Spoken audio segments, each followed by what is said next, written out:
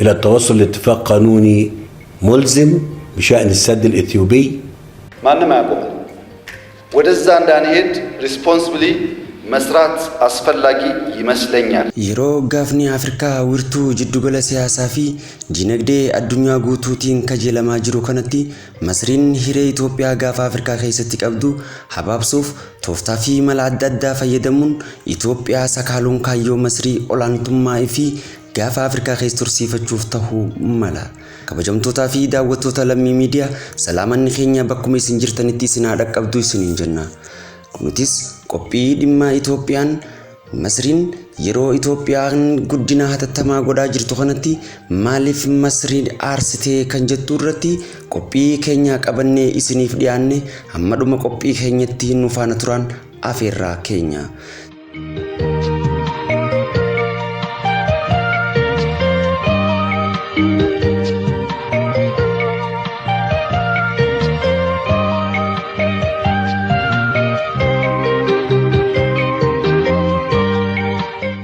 seenaa gaafa afrikaa keessatti maqaa guddaa tan qabduu fi teessoo gamtaa arabaa tan taate masriin waggoota hedduuf olaantummaa waraanaa fi olaantummaa dinagdee qabaachuun biyyoota afrikaa keessatti biyya leellifamaa turtedha.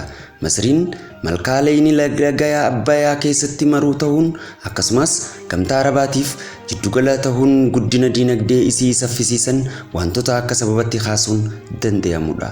masriin seenaa keessoo siyaasa isii keessatti taphni warra lixaa dirree afrikaanotaaf fakkeenya godhuu ta'uu isaa fonqolchii mootummaa masrii kan sirna mootummaa Jamaal Abduu Naasirii hanga koloneel Alsiisitti dhufe ragaadha.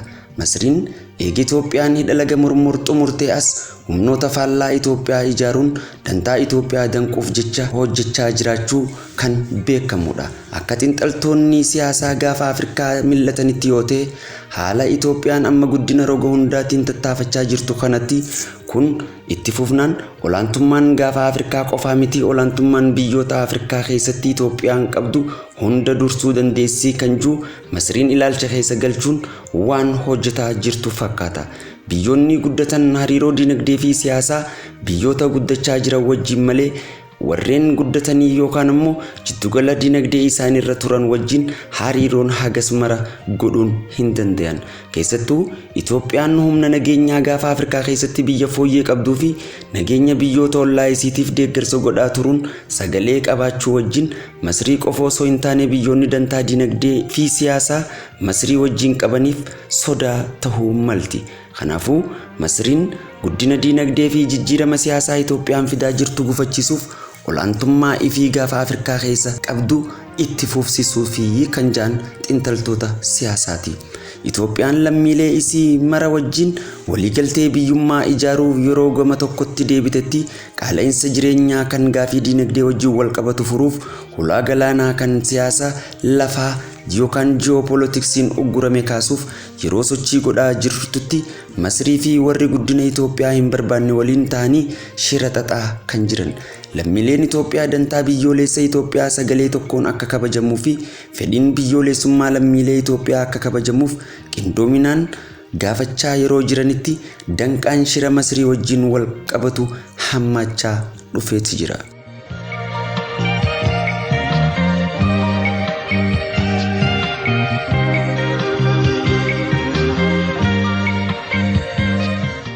bara 1993 akka lakkoofsa Itoophiyaatti ulaan galaana diimaa Itoophiyaa tajaajilaa ture yoo ta'u sochii birmadummaa Eertiraa Itoophiyaa irraa fotoquuf waraana kee wajjin wal qabate Itoophiyaan ulaa galaanaa irraa hongahuun ni beekama.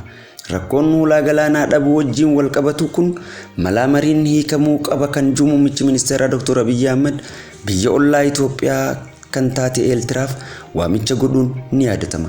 Eertiraan waamicha nageenya Itoophiyaa diduun michuu masrii taatee keessoo Itoophiyaa waraana godhuuf filannoo godhatte. ejjennoon masrii qaama Itoophiyaa ta'us kan ollaa Itoophiyaa ta'e faallaa Itoophiyaa kan jiran deeggarsa yaadaa hanga waraanaa godhuun Itoophiyaan nagaa dhoorkuudha. kunis eega Itoophiyaan haroo laga Murmur xumuruun misooma jalqabsiiftee irraa kan ka'e ta'uu ni himama.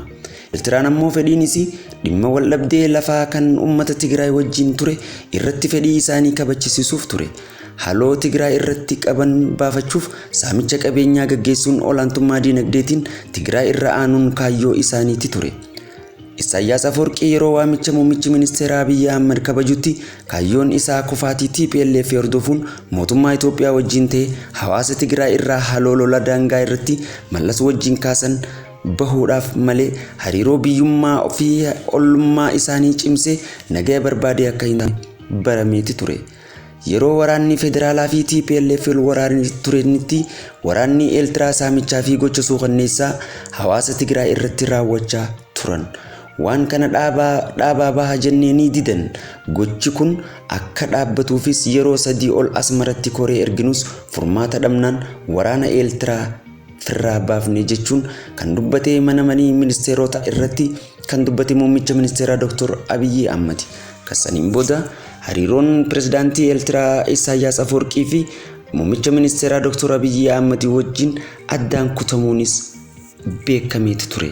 Yeroo as dhiyoo waraanni TPLF faallaa waliigaltee waraana Eertiraa wajjin godhuun Itoophiyaa haleeluuf qophii xumuruu kan ibse odeeffannoon nageenya Itoophiyaa raayyaan waraana Itoophiyaa Tigraay keessaa gara daangaatti siquun ni himama.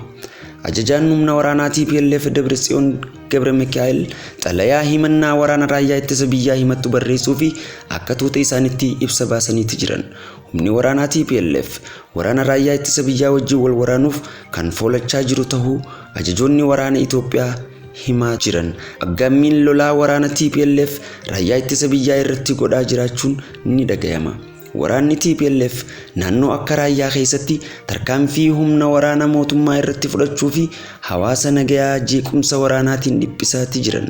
Garuu hanga ammatti raayyaan ittisa biyyaa humna waraana TPLF haleeluu akka hin jalqabin ajajoonni waraana Itoophiyaa mirkaneessaniiti turan.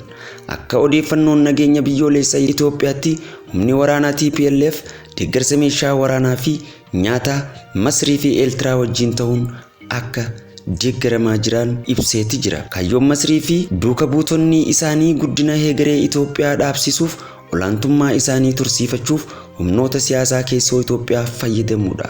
Haalli waraanaa Itoophiyaa keessaa kan dhaabbatu marii karaa nagayaatiin akka ta'e kan dubbate muummichi ministeeraa Dr. Abiy Ahmed waliigalteen Piretooriyaa kan nuufi TPLF jidduu kabajamuu qabaa jechuun dubbatan.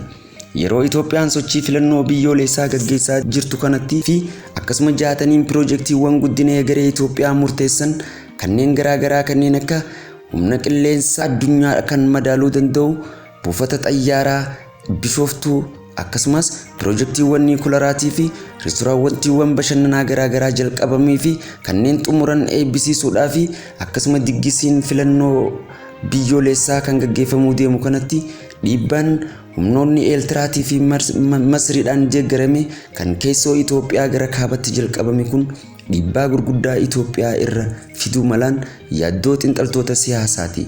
Dhimmoota kana ilaalchisuudhaan muummichi ministeeraa yeroo garaagaratti waamicha nageenyaa qaamolee keessoo siyaasaa akkasumas keessoo waraana gara kaabaa itti ka'ee jiruuf tasgabbeessuudhaaf jecha waamicha nageenyaa yoo godhanillee waamichi nageenyaa kun kabajamee mariin siyaasaa minjaala gubbaa akka godhamtu carraan argame hin jiru.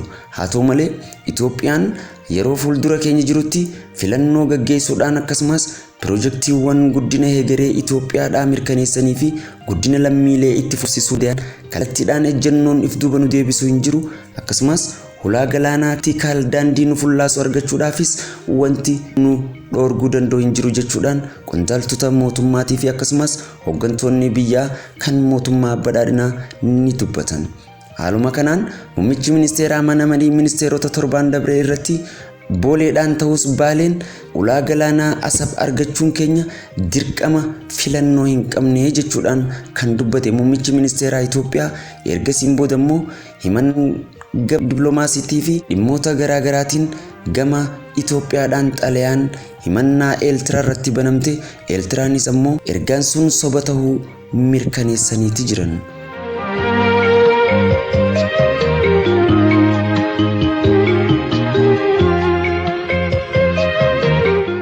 Kabajamtootaa fi daawwattoota lammii miidiyaa odeeffannoowwan keenyaa fi haala qabatamaa biyya Itoophiyaatii fi biyyoota ollaa kanneen akka Masrii fi Eertiraa wajjin ta'uu qopheeffanne asirratti goolabna. lammii miidiyaa kanneen maatiin ta'an subscribe like share godhuudhaan maatii keenya ta'an filannoo keenya qophiitti aanuun hanga walitti deebinutti horaa bulaa deebana.